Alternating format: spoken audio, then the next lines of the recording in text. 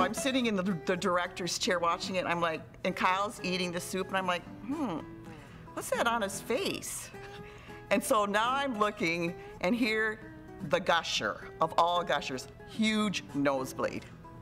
He's bleeding into the mustard soup. You could hear the audience.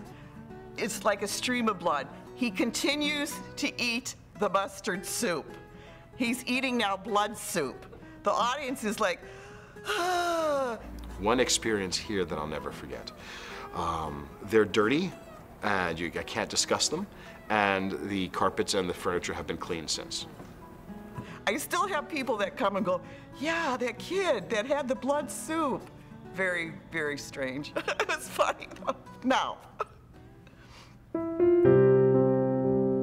The piece I'm about to read is called At Rise. It's on our website as far as what we call The Place. And it was written by Penny Latosa Kelty. Originally when we met Penny, his name was Penny Latosa. She was an actress, and she was working on a master's degree, I think, at Rollins or something.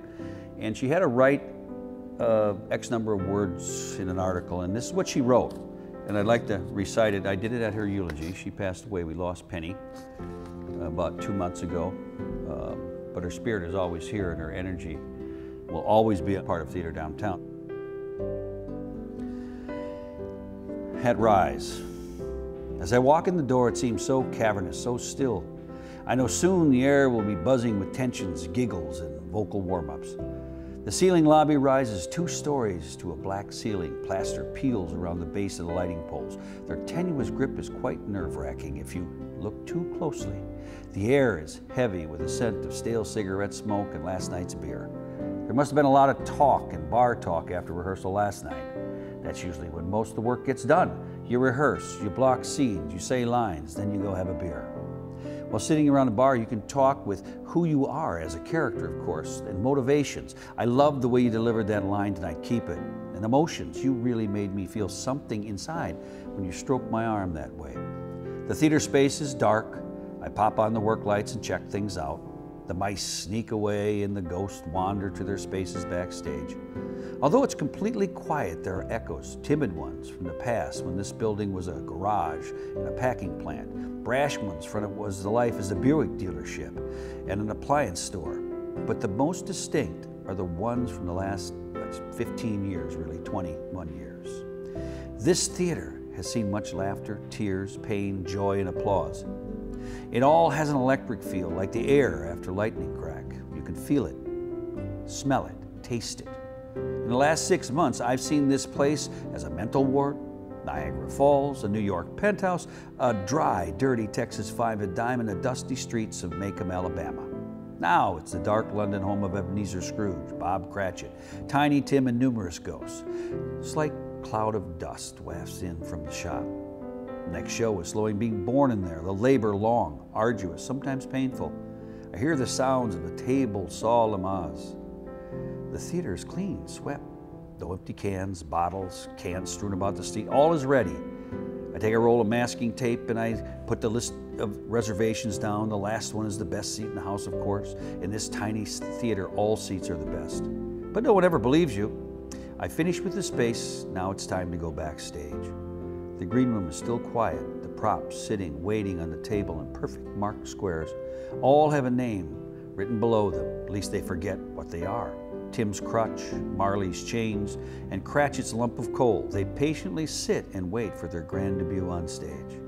The walls of the green room, dressing room are a modern archaeological dig. Each panel filled with pictures, drawings, names, and jokes of those who have gone before. When did this start, I wonder? Which cast was the first to say, we must be remembered in this place? Some shows have taken nearly whole walls. Did they not think that this place would last so long, that various shows and other shows might not come along to pass and need a wall of their own? Suburbia, 97. Who's Afraid of Virginia Woolf, 96. The Tempest, 95. A larger-than-life drawing of Edgar Allan Poe stares down as though holding court, Poe, 89.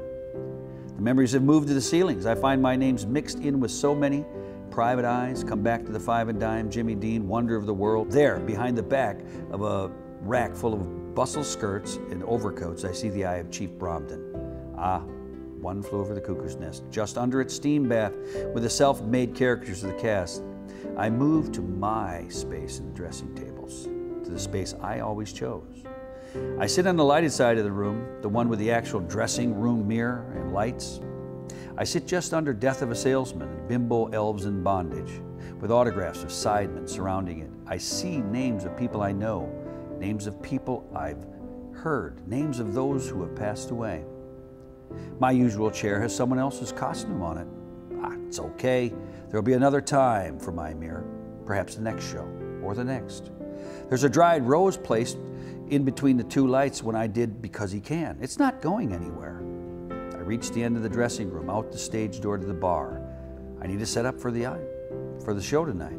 Actors are beginning to wander in. The nervous energy is intoxicating. Opening night. They flit about and squeal as last-minute touches are made to costumes and hair pieces. Period pieces are always so much work, but they're always so much fun.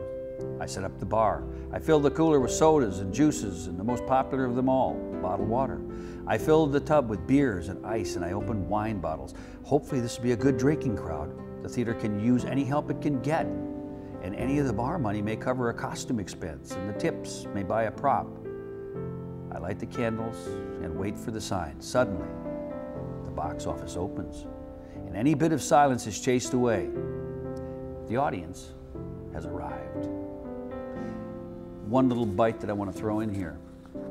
Every time you call Theater Downtown on our phone, whether it's a human asking and answering, or the machine, it says, "Welcome to Theater Downtown. Thanks for calling Theater Downtown." And it finishes always with, "We'll see you at the show." There's one other adage in theater that we all know and we've probably all heard. The show must go on. Well, at Theater Downtown, we've taken that a little further, I believe. And our adage is not only the show must go on, but the show will go on. So, see you at the show.